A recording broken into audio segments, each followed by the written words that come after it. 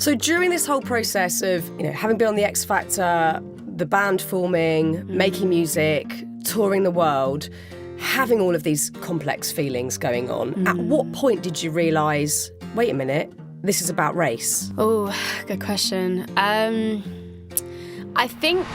just feel like I'm in this position for a reason. Like, it's necessary for me to speak up and speak out about these issues, like especially like with race, like it's something that I am putting myself out there with, and I want to raise awareness and I want to do something. I want to see a change, like I think it's almost my duty to say something.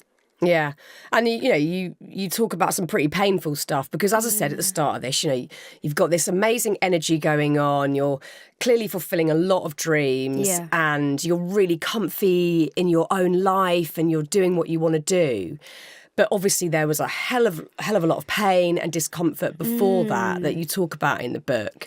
Yeah. And, as an outsider, I hadn't realised that. I've interviewed you so many times, and it's so often the case when I get this opportunity to properly sit with someone and chat, that you get underneath what you're sort of presented, which is this really beautifully polished girl band who are exceptional at what they do. But there's so much shit going on underneath all that. Yeah. And you were really struggling. I mean, I had no idea reading your book, you were coming off stage so regularly and just bursting into tears immediately. And you didn't even know why at the start. That's, I think, what was the struggle. Like, I didn't understand it and I blame myself.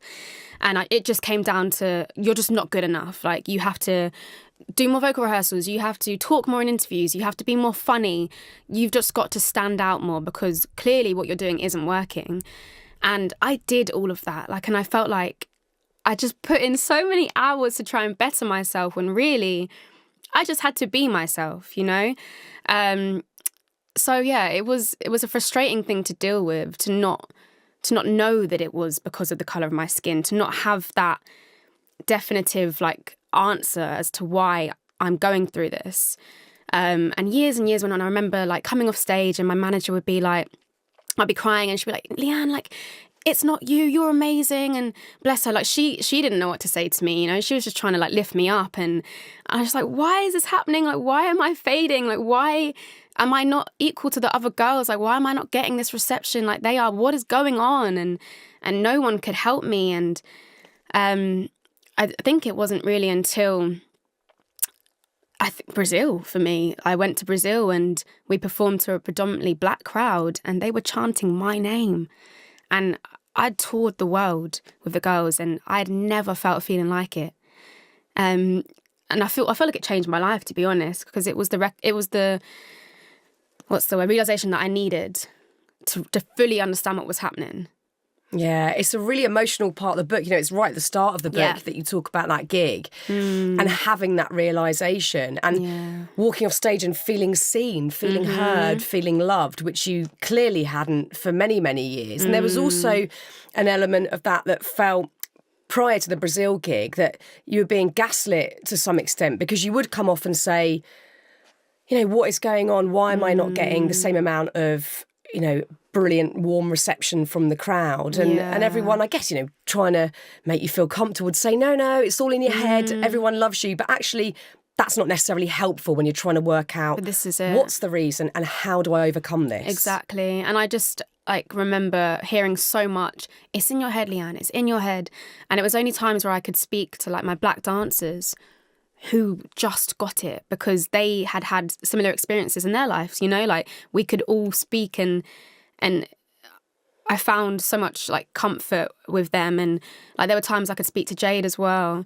But I remember I speak about in the book, there was one time on stage, it was the LM5 tour, and I was coming off and I was getting really sad and just feeling the same feeling. And then my dancer King and Lorenzo, there was a move that they did. They turned around to me and they did a crown sign on their heads and looked at me, and that was it. I was gone. I was, oh my God, they did it every night. And God, I get shivers when I think about it because I needed that. I just needed to see that. So yeah, I took comfort in those times. So during this whole process of, having been on the X Factor, the band forming, making music, touring the world, having all of these complex feelings going on, at what point did you realise, wait a minute, this is about race? Oh, good question. I think as the years went on, like I would speak to my family about it, and the conversation came up sometimes, and my mum and dad would be like, Leigh-Anne, you're getting the same money, it's okay, just get on with it, do what you got to do. And I didn't want to hear that at that time.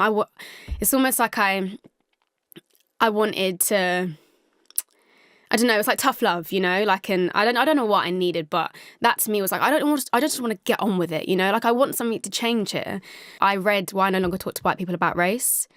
And when I read that, it was like, okay, like this is so relatable right now. Like, and I think I read something like, as a black person walking into a predominantly white room, you should be the one that stands out. So why is it an invisible feeling? You know? And I was like, wow, like I related to that so much. And I then remember I first spoke about race 2018 with ASOS magazine, and it fell on deaf ears. Like, just no one cared. And it's interesting because when I wanted to do my documentary, Race, Pop and Power, when I started talking about wanting to do it, this was years ago, actually, that I first started thinking about it. And my mum was like, but no one cares about race, Leigh-Anne. Like, great, amazing, but people just don't want to hear it. And that was the reality. And I think it was only like the tragic killing of George Floyd, and obviously the movement started happening in the pandemic. Everyone was talking about race for the first time in my lifetime. So then I decided to put a video out. My sister called me and she was like, Leigh-Anne, like, you have to talk about your experiences, like, properly. Like, go in and just say it. And I did. And I think it was, like, the overwhelming, like, response of just, like, support. Like, there was, from my fans, from so many people all around the world. And also hearing from other girls in different girl bands, like Normani from Fifth Harmony, like Rochelle from the Saturdays, like all reaching out, black girls in their group. And they said exactly the same. Like Normani said, you are me and I am you. And I was just like, oh my gosh, like this whole time, like this has been a thing. This has not been in my head. This is real. So I think it was like these little things that added to the realisation of it. It would have been so amazing if you could have had those conversations with those other girl band members prior to that, but there wasn't the space for it, seemingly, or it wasn't something that anyone felt necessarily comfortable talking about openly through, I don't know, fear. It's usually fear, whether you're black or white. I think there was huge fear prior to the whole movement. Yeah.